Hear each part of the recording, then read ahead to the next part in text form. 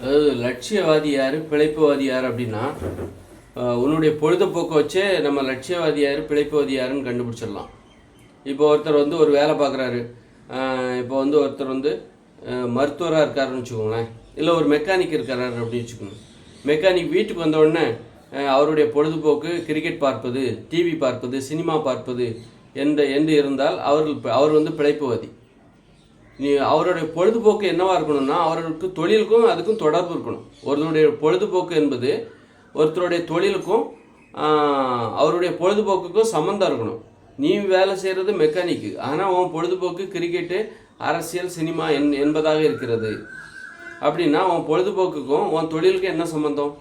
அப்போ உன் தொழில் சம்மந்தமான பொழுதுபோக்கை தேர்ந்தெடுக்க வேண்டும். இப்போ மெக்கானிக்கு, நீ ஒரு மோட்டார் மெக்கானிக்குன்னு வச்சுக்கோ, மோட்டார் பைக்குகள்லாம் ரிப்பேர் பண்ணுற அப்படின்னா அது சம்மந்தமான பொழுதுபோக்கு இந்த உலகத்தில் நிறைய இருக்குது. இப்போ எல்லாம் பொழுதுபோக்கு எல்லாமே டிஜிட்டல் மயமாகிடுச்சு.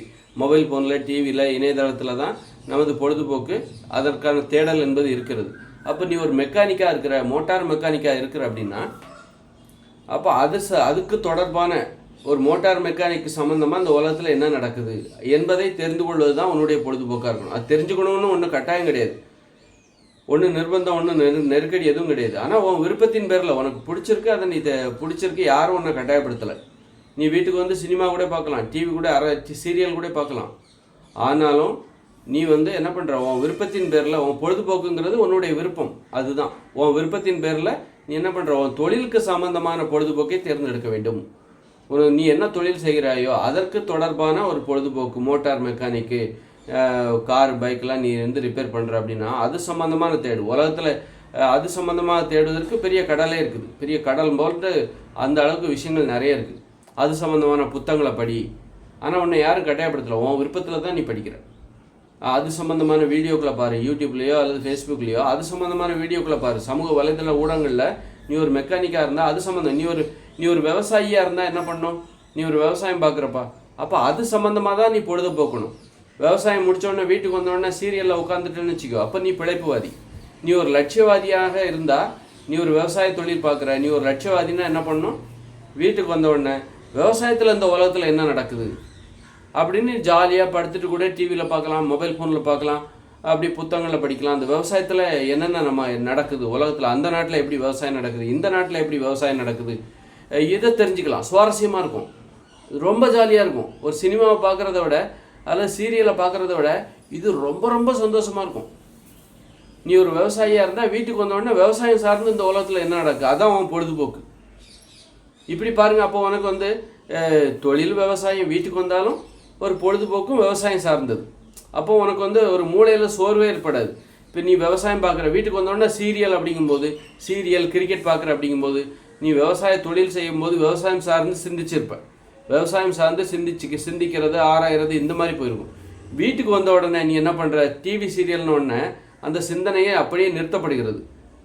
நீ தோட்டத்தில் இருக்கும்போது விவசாயத்தை பற்றி சிந்திச்சல, அந்த சிந்தனை அங்கேயே நிறுத்தப்பட்டு வீட்டுக்கு வந்தோடனே சீரியலை பற்றி சிந்திக்க ஆரம்பிச்சிடுற. நாளைக்கு இவ என்ன நடக்கும், இந்த குடும்பத்தில் இந்த கல்யாணம் நடக்குமா நடக்காதா, இவங்களுக்குள்ள சண்டை வந்துருச்சு, இவ பழி வாங்குவாளா மாட்டாளா, அந்த மாதிரி சீரியலில் எதிர்பார்ப்பார் அதிகம் ஆரம்பிச்சிடும். அப்போ இதுதான் மூளைச்சோர்வுக்கு காரணம். நிறைய பிழைப்புவாதிகள் யாருன்னா அவங்களுடைய பொழுதுபோக்கு வச்சே கண்டுபிடிச்சிடலாம் யார் பிழைப்புவாதி, யார் லட்சியவாதி அப்படின்னு சொல்லிட்டு. ஒரு மருத்துவர் இருக்கார் அப்படின்னா மருத்துவம் சார்ந்த நிறைய விஷயம் இருக்குது. ஒரு மருத்துவ தொழில் பார்க்குற, ஹாஸ்பிட்டலில் மருத்துவ தொழில் பார்க்குற, வீட்டுக்கு வந்த உடனே நீ சீரியல் பார்க்குறன்னு வச்சுக்கோ, கிரிக்கெட் பார்க்குற அப்படின்னா நீ பிழைப்புவாதி.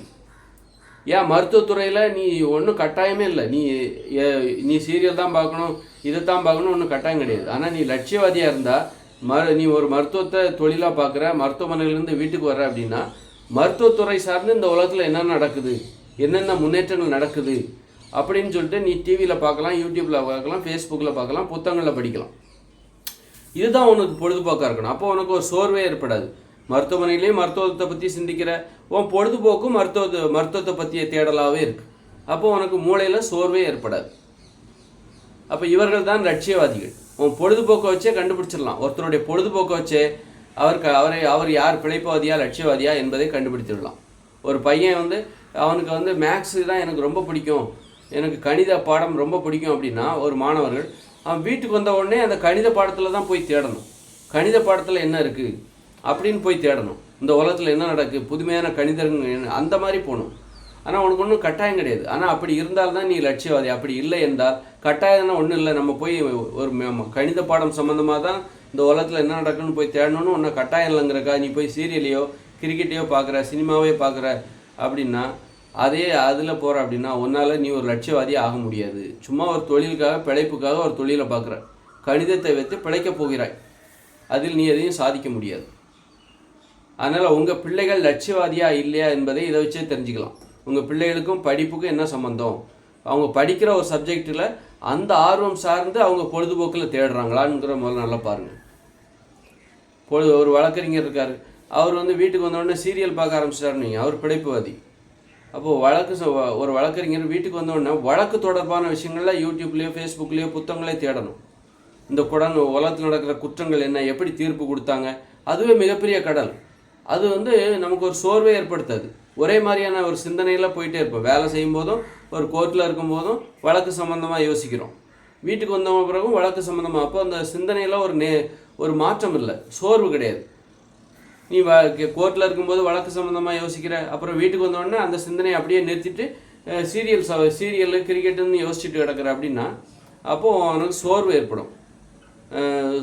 இப்போ வந்து நம்ம வந்து சோறே சாப்பிட்டுட்ருக்கோம், சோறு சாப்பிட்றோம், அல்லது வந்து மக்கள் சோறு சாப்பிட்றாங்க, காலையிலனா அந்த அரிசியில் செய்யப்பட்ட இட்லி சாப்பிட்றாங்க, நைட்டானால் தோசை சாப்பிட்றாங்க.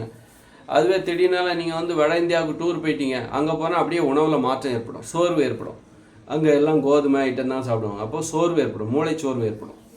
இந்த வழக்கம் ஒரு நேர்கோட்டில் அந்த போயிட்டே இருக்கும். டக்குன்னு நீங்கள் மாற்றுனீங்கன்னா அப்போ வந்து அந்த சிந்தனைகள் நிறுத்தப்பட்டு போய்கிட்டே இருக்கிறவங்கள நிறுத்திட்டு இனிமேல் நீ வந்து இந்த ரோட்டில் போகிற, இனிமேல் நீ இந்த ரோட்டில் போ அப்படின்னு சொல்லி மாற்றி விட்டான்னு வச்சுக்கோங்க, அந்த சோர்வு ஏற்படும். அதான் மூளைச்சோர்வு. அதனால் ஒருத்தருடைய பொழுதுபோக்கை வச்சுக்கிட்டு அவர் பிழைப்புவாதியா அல்லது லட்சியவாதியா என்பதை நாம் முடிவு செய்து விடலாம்.